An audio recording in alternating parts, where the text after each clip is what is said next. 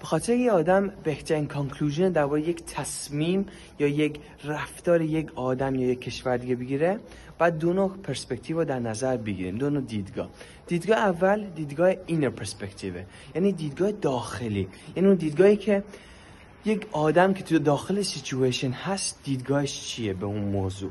دیدگاه دوم اوتر پرسپکتیو، یعنی دیدگاه بیرونی، یک آدم که بیرون سیچویشن هست نظرش چی هستش. همونجوری که حتما شنیدین، ایران حمله کرد به اسرائیل.